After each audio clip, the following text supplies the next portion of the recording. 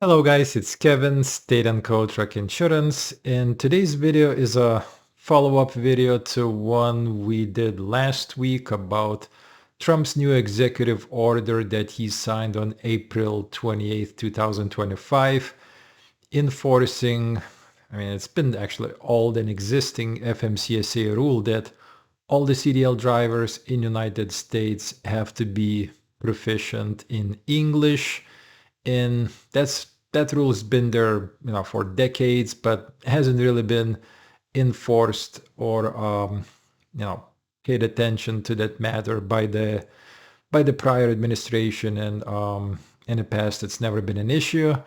But starting June 25th, when the rule comes into effect, it apparently will become a big issue because the numbers are staggering. So there are about 3 million CDL drivers in United States.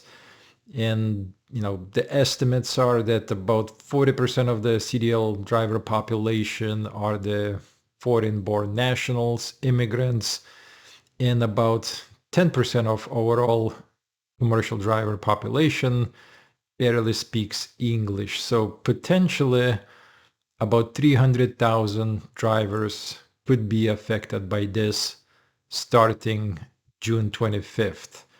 And we're already seeing some results of that. In the past couple of weeks, some of our existing clients notified us that some of their drivers are quitting. They're just basically, in one particular case, that driver just said, "Hey, he doesn't speak much English. Plus, he's also concerned that he might be swept up in as part of the ICE raids and all that, because his status is quote unquote still pending." So he just simply quit, and he said he's done with trucking. He's probably gonna get in a construction field or just do something completely different.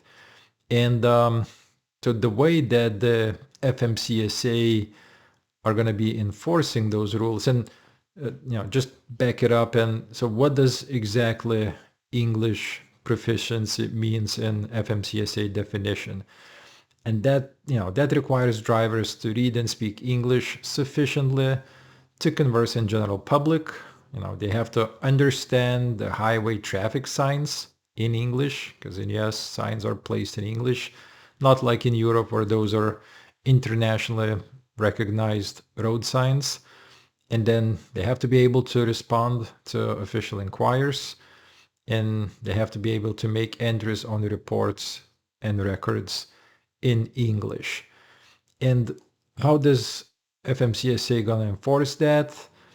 Starting June 25th, as the part of routine DOT stops or nationwide blitzes, and they'll probably be targeting some of those states where, Texas, Florida, California, with population and concentration of drivers that don't speak English, which could result in some potential lawsuits. It's just my opinion. But then again, if they're going to be targeting particular geographical areas or people of certain ethnicity, race, or origin, that could potentially lead to litigation down the road.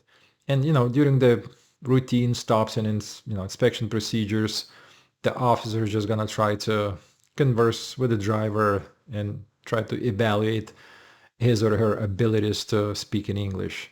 They're gonna see how that driver responds to the questions, and they have to ensure and make sure that driver can comprehend and complete necessary documentation. So at the end of the day, it's going to be in officer's discretion to determine if that driver is proficient in English. But as I mentioned earlier, statistics are not in favor for about 10% of the drivers, and some of them are quitting. So how is this going to impact industry down the road?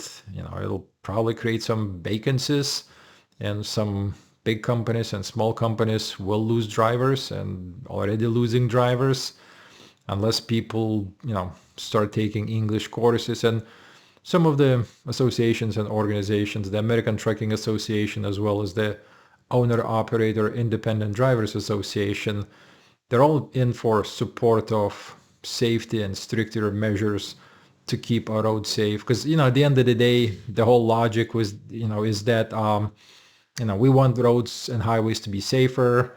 We don't want truck drivers that, can't just read basic plain signs and ignore safety rules and regulations, because, trucking accidents are usually the worst. So when it comes to safety and regulations, all organizations support that. At the same time, they're going to try to help those drivers, and there's going to be courses that are going to be offered, but that, may take years and years for some people to learn and be fluent in English. We'll keep an eye on these developments. Like I said, so far it's, we're still a month away. We'll see how it's going to work in the reality, and once we have some updates, we'll keep you posted. Stay tuned, and we'll see you next time. Bye.